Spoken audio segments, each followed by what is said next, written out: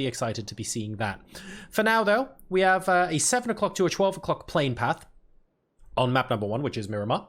And things look reasonably chilled out so far. Chumacera was threatening to be a little bit dodgy, but it looks like the west side of Los Leones is more or less chilled out now. Lucarux, I'll remember that name from previous weeks, of course. No doubt we'll be checking in with them reasonably soon. Our first circle is very much towards the north. It is northeasterly, sort of centering in just west of Cruz del Valle. So this will be delightful to check out. I'm looking to see if there are any other possible fights early on. We do have a little bit here. Let's go check this out.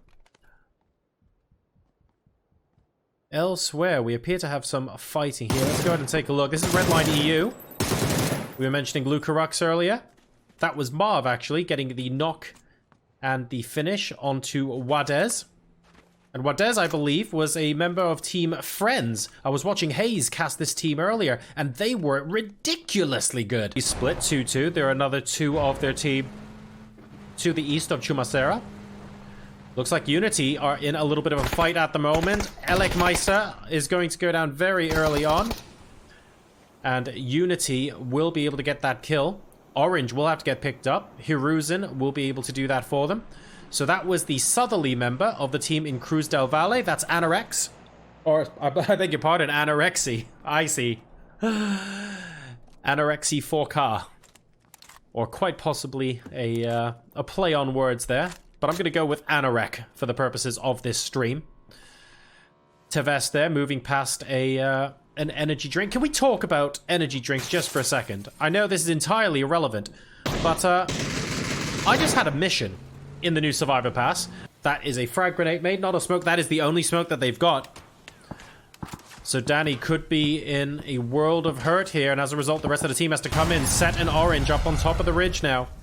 Are we going to join in with Set? I think we are. The rest of the Northern Lights are moving in. Bachelins, very, very close by. They're being very aggressive. Danny is spotted by Bachelins. This should be an easy job for someone with no smokes. And how is Danny still alive? There we go, getting the knock. Bachelins will suffer a body shot. That helmet's still perfectly intact.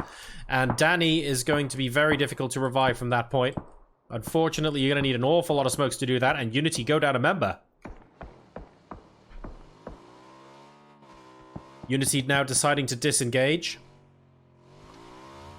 The pressure that Northern Lights put on was sufficient. They managed to get that kill. But now they're being engaged from afar. That's ITH from downtown. Realistically, that's not going to get any downs unless you're very, very lucky about it. Bachelins now rolling up to the compound that KMK are at. And I wonder how quickly he's going to find out that someone is actually there. Unity have settled in that compound in front of him. He'll be radioing that information right back to the rest of the team. Either Storm, in the meantime, I do beg your pardon, seem to be having a rather delightful game so far, managing the age limit to be playing in this tournament. Not 100% sure. But either way, they're going to be moving straight past that team. And it looks like they'll be able to do that without much in the way of bloodshed. That is Etiquette, by the way, moving further along. They're actually quite close to KMK. And they see Ano nearby. Now, coming in onto the compound where one of the adepts is already there. And that's Tundo taking out Kultamuna.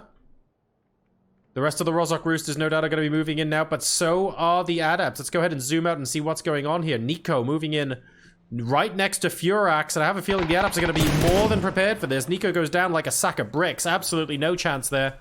Spotting the car slowing down and being able to take their time as well.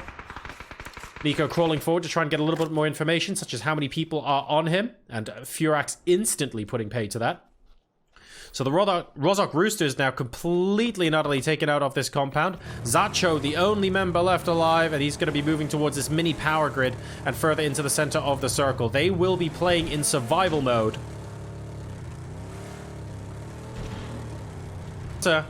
And this could be very problematic indeed. Do a barrel roll, says the Murado. And this could end up being very tricky indeed. The nades already coming through against the adepts here. Eye of the Storm going to try and gatekeep this as best they can. Tundo might be the playmaker. They don't know if this is a 2-2 or a 3-1, but Tundo is actually a solo at the moment, so I like that they're immediately running over to attack. The goal for Tundo now is to stay alive. Tundo needs to hold station and prevent these guys from getting a quick kill. If he can do that, then Furax and Sunzi will be able to come in on the back, and that's exactly what he does. Tundo gets 2 knocks, and all of a sudden, the rest of Eye of the Storm fall. That was a really good maneuver. It was very important for Tundo to understand that he was just there to be defensive, get the knocks, and move back.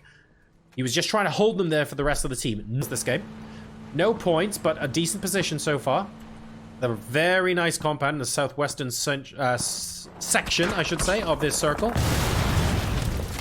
Zacho gets taken out by Haiku, so that's the Rozhok Roosters out of the game. We're watching Team Horizon Reapers, who managed to get through water treatment, where the Adepts ideally would have liked to come, but they can't.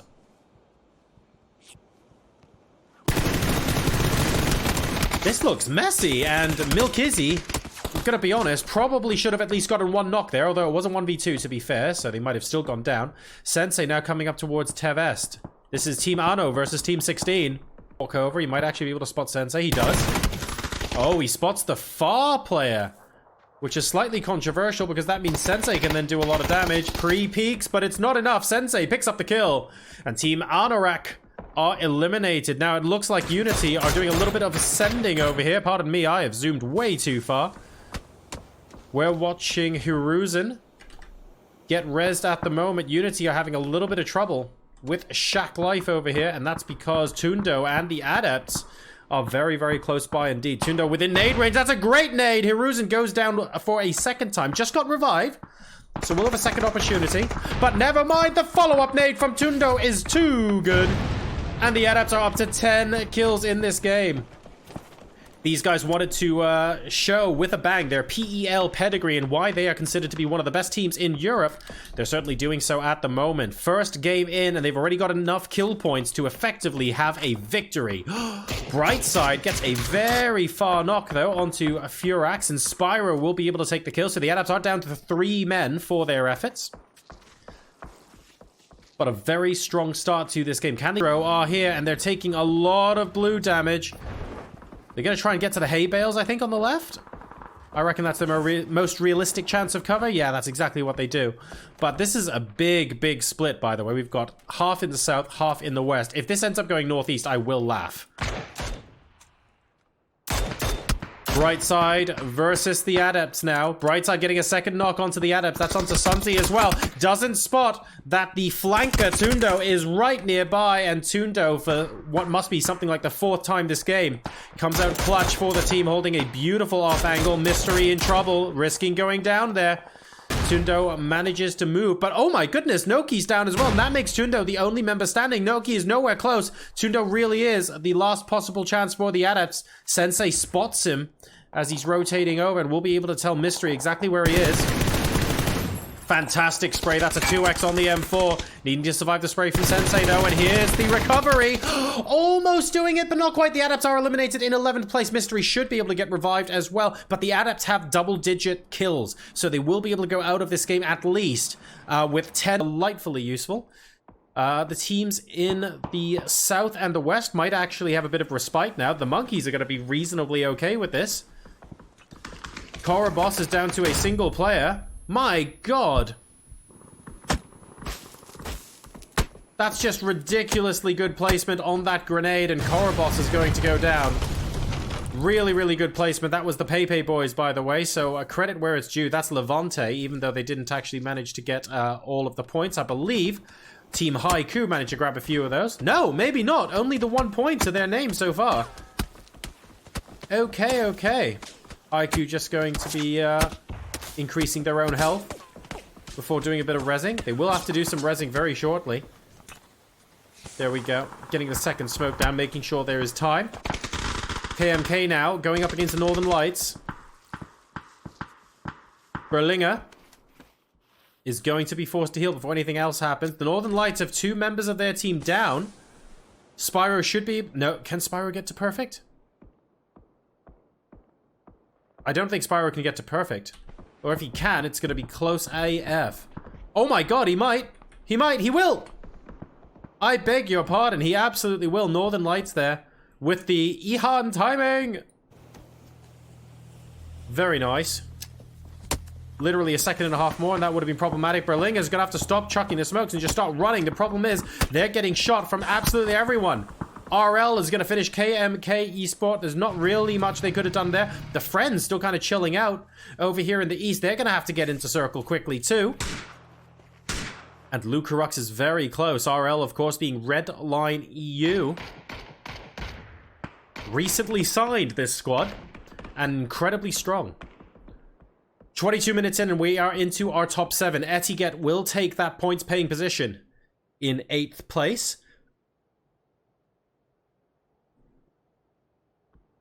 They'll be potentially disappointed, but to be perfectly honest, disappointed and still going home with some points, which is fair enough. Haiku now moving up against the Friends. Oh goodness, there go the Friends. Looking for the points, they get the points. Redline grabbing those points instead of Haiku. Northern Lights wanting to get in on the action as well. They weren't able to. Go Black almost in sight of Perfect, but not quite. He's healed now, so he's got an opportunity to fight this back. Friends eliminated in the meantime. They had to move in, and it was incredibly difficult. And Haiku go down to the Northern Lights. The Deep MVP, they're getting 3 out of 4 of those kills.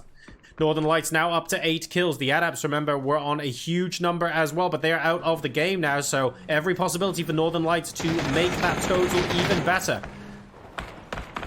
Redline moving up closer before opening fire. It's QBE in the back line, who's really providing that covering fire.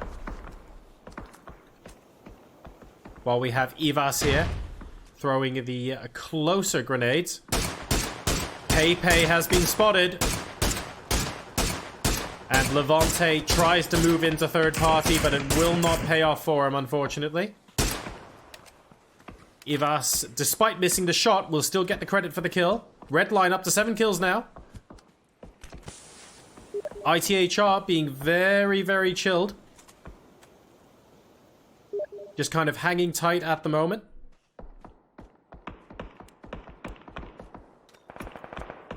And Northern Lights now, looking for an opportunity to move further in. I think, really, the Deep at the moment is just helping Perfect get away from possible covering fire from Redline, which I think was an excellent idea. Pepe are now finding themselves deep in combat with Redline. They're no longer interested in Northern Lights. The Deep, though, with the Mark 14 long range, gets Oi now, and that means that Kiri is the last person left alive for Pepe, and Redline Esports are knocking on the door. 4 teams left. Pepe eliminated. There we go. Ivas will get the kill there. Unfortunately, Pepe effectively taking on 2 teams at once, and the Deep at the moment just absolutely caning at this game. Northern Lights up to 11 kills, so definitely matching, if not surpassing the Adepts now. But they have to decide at what point they're going to be engaging Redline, and I have a feeling they're going to be gatekeeping that out of the circle and leaving the final battle to be THR. Technically didn't have to. Redline still have to rotate in, so Northern Lights will simply get a second chance. And to be fair, Perfect is keeping an eye on the situation. As we can see, QB down to 25 hit points, and that helmet does not look particularly healthy. He's also got no vest. Marv is in trouble. Marv is in big trouble. Batulin's getting the kill there. Ooh. Marv getting the knock onto Perfect. This is good. And THR eliminated on the other side. That was an effort from Spyro and the Deep. So they're now going to be moving back to gatekeep the final player, who is Marv. We're watching Batulin's now, who might actually win this game with a Molotov. That first Molotov looks very good. It looks incredibly good. And yes, there we go. Winner, winner, chicken dinner. Northern Lights, ladies and gentlemen, with 14 kills in game number 1. The top 4 teams will advance to the finals of TOBY'S Tryhard Thursdays, conveniently